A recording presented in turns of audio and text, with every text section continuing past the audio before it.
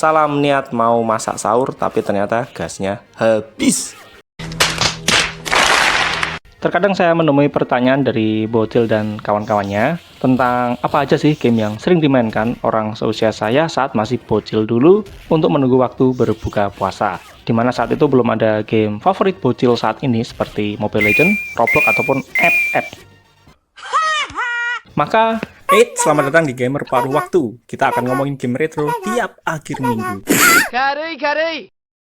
Ya, mari kita mulai ngomongin game-game favorit gamer jadul yang sangat strategis untuk mengisi waktu menunggu berbuka puasa di era PS1 dan PS2.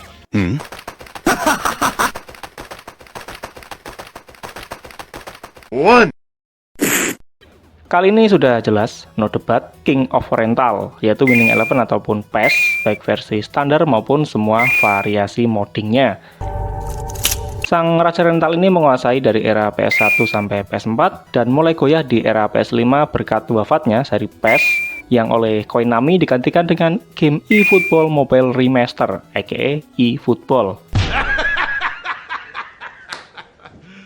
Yang membuat Winning Eleven atau PES ini berkuasa tentu saja adalah gameplay yang seru dan rewardable. Ini maksudnya bikin goalnya lebih susah, sehingga tiap gol terasa lebih memuaskan meskipun skornya jadi lebih tipis daripada seri FIFA yang sering terjadi pesta gol. Selain itu ada mode Master League yang memberikan bonding tersendiri berkat kehadiran Castolo dan kawan-kawan yang membuat banyak gamer rela menghabiskan berjam-jam untuk mengupgrade tim mereka. Kemudian ada mode Cup untuk main rame-rame atau mode duel antar tim Master League racian kita bermodalkan memory card. Ini adalah sebuah benda kecil tapi berharga banget bagi para bocil rental PS yang intinya si raja rental ini bikin betah dimainkan sendirian, berdua maupun berame-rame. Maka nggak heran jika kita melihat layar hijau sering menguasai beragam rental PS yang ada.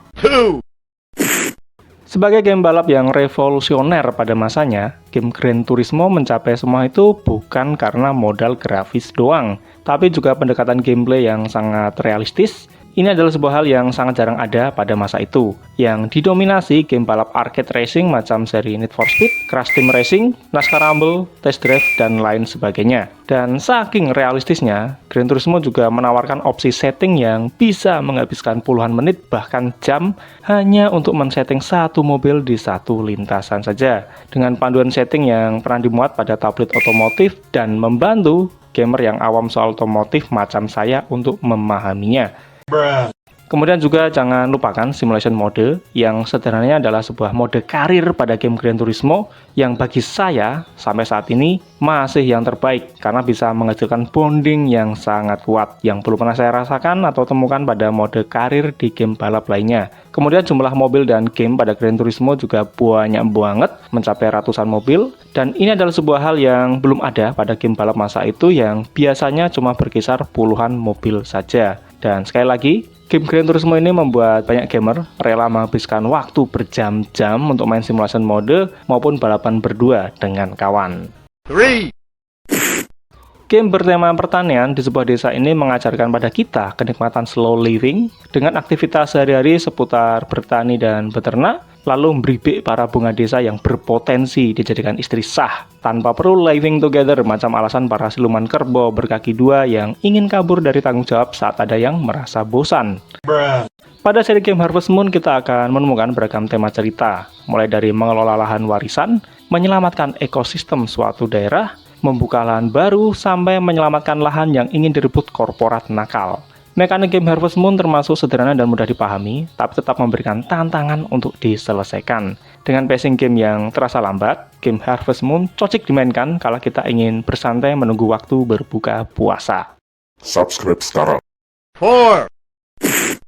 Game yang terlahir dari masalah teknis ini memang kurang begitu populer di era PS1, tapi semenjak seri ketiganya, game yang berjudul Curanmor Kelas Kakap atau Grand Theft Auto ini menjadi game yang populer di era PS2 berkat kebebasan yang dimilikinya, meskipun untuk simulasi kehidupan kotanya masih tertinggal jauh di bawah game Shenmue yang dirilis 2 tahun sebelumnya. Apalagi pada seri San Andreas yang tampil dalam skala yang sangat besar, lengkap dengan beragam aktivitas yang bisa dilakukan di dalamnya, mulai dari kustomisasi karakter, kemudian nyari pekerjaan halal, berburu pesugihan, sampai terlibat perang antar ormas dan akamsi. Itu pun belum semuanya saya sebutkan.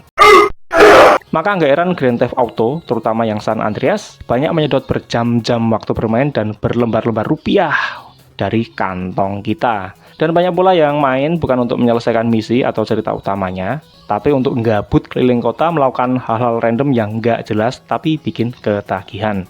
Hingga kadang terjadi tanpa disadari, waktu terasa cepat berlalu dan tiba-tiba sudah saatnya berbuka puasa. Dan kadang pula terjadi tiba-tiba udah ada si emak di belakang bocil yang sedang main, dan dengan sikapnya si emak menggelandang atau menjewer telinga si bocil yang nggak pulang-pulang. Seperti layaknya Damkar menangkap pengedar narkoboy. 5. Dari beragam game fighting yang banyak dimainkan di rentalan, dapat dikatakan seri game Tekken adalah raja game fighting di Indonesia karena sangat populer. Hal ini berkat keindahan presentasinya, kemudian desain karakter yang menarik meski kadang absurd, kemudian juga gameplay yang mudah dimainkan. Meski mudah dimainkan bukan berarti mudah untuk dimenangkan. Dan juga adanya beberapa minigame yang menarik untuk dimainkan, mulai dari mode beat'em up bernama Tekken Force, kemudian ada voli pantai, bowling, sampai galaga. Game Tekken juga dikenal dengan banyaknya jumlah karakter yang bisa dimainkan, meski sebagian terasa seperti copy paste dari karakter yang sudah ada, tapi hal ini nggak masalah, karena gamenya tetap sangat seru, terutama untuk dimainkan berdua ataupun berame-rame, dan menariknya, ada juga sistem handicap, sehingga bagi yang skillnya cupu bisa meminta keringanan dari lawan yang jauh lebih jago, meskipun bakal tetap kalah. Sekedar catatan, di tempat saya dulu, pengguna karakter King pada Tekken 2 dan Tekken 3 dilarang menggunakan combo bantingan, karena sekali ketangkep, sangat sulit untuk lepas, seperti layaknya untuk terlepas dari jeratan Yudol. Kalaupun ada yang masih ngeyel, biasanya menyenggol gamepad menjadi satu-satunya langkah preventif. Beteloy. Berikutnya tidak merujuk pada satu judul game tertentu karena memang genrenya sangat panjang untuk ditamatkan, yaitu game bergenre JRPG yang banyak dimiliki PS1 dan juga PS2. Game bergenre JRPG memiliki durasi yang sangat panjang berkat panjangnya cerita yang dimiliki, belum lagi ditambah unsur eksplorasi, misi sampingan, minigame sampai cutscene yang bisa makin menambah panjang pula durasi permainannya. Gamenya maksud saya. Misalnya mengumpulkan 108 karakter pada game Suikoden, yang mana karakter pasti yang bisa kita dapatkan sesuai jalan cerita utama cuma berjumlah 70-80 karakter saja. Kemudian juga ada beribik ciwi-ciwi imut pada game Thousand Arms, kemudian beternak binatang pada game Final Fantasy VII atau Jet Kokon, ataupun memanage tim Blitzball di Final Fantasy 10 dan masih banyak lainnya. Maka nggak heran game-game JRPG juga menjadi salah satu pilihan populer untuk menghabiskan waktu menunggu berbuka puasa. Meski mengingat durasinya yang sangat panjang, hal ini juga berarti bukan cuma waktu yang akan cepat habis, tapi juga duit jajan jika kamu mainnya di rentalan.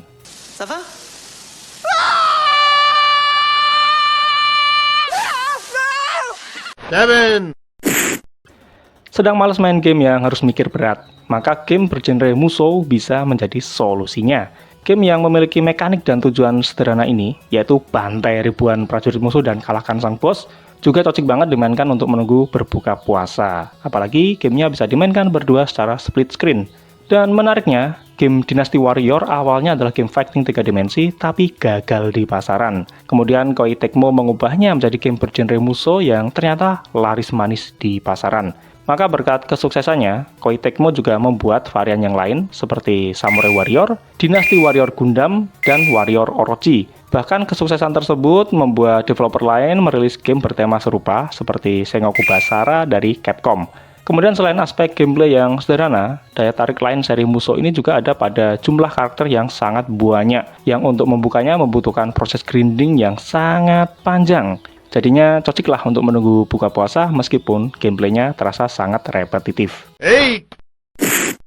Berikutnya adalah game yang menguji kesabaran dan ketabahan sekaligus bikin ketagihan. Game Monster Hunter memiliki pacing yang termasuk lambat, jadi kita bisa menikmatinya tanpa terburu-buru. Misalnya rata-rata misi memerlukan waktu 30-50 menit untuk diselesaikan. Belum lagi ritual persiapan sebelum misi yang sangat detil, mulai dari memasak, menyiapkan item, sampai menyiapkan senjata yang sesuai dengan karakteristik lawan. Ritual ini memang sangat santai, tapi tetap butuh ketelitian tinggi sebelum baku hantam perburuan monster dimulai. Kemudian untuk meracik equipment yang mumpuni juga butuh material yang spesifik yang kadang nggak mudah untuk didapatkan, bahkan di toko material sekalipun. Sehingga proses mengumpulkan material ini sangat menghabiskan banyak waktu, belum termasuk pentingnya membaca pola serangan lawan untuk mencari momen yang tepat dalam menyerang maupun bertahan. Sehingga hal ini sangat sesuai dengan salah satu intisari puasa, yaitu menahan kesabaran dan keikhlasan, dan tentu saja menahan emosi. Dan tentu saja yang sangat menjengkelkan yaitu pada beberapa game modenya, gamenya nggak bisa di-pause.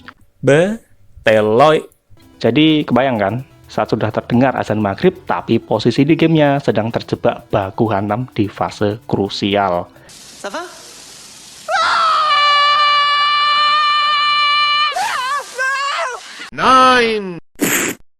Yang berikutnya ini honorable mention aja, karena bukan game PS1 maupun PS2, yang mana dari semua game yang pernah saya mainkan sampai saat ini, cuma game satu ini yang masuk dalam daftar hitam saya, tepatnya sejak seri 2008. Alasannya, ya sesederhana game ini nyandu banget, nget, sehingga membuat saya tidak produktif.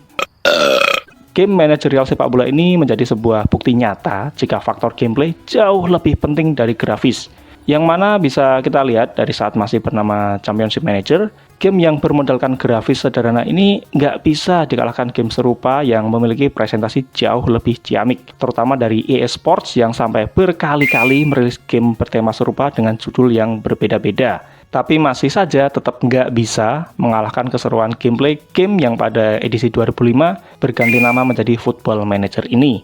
Di awal memang gamenya cukup intimidatif berkat kompleksitas yang dimilikinya. Tapi sekali paham cara mainnya, ya udah bakal sulit untuk lepas dari game yang satu ini. Dan saya agak merasa bersalah ketika pernah memperkenalkan beberapa kawan pada game ini. Ya, soalnya mereka jadi ikutan kecanduan.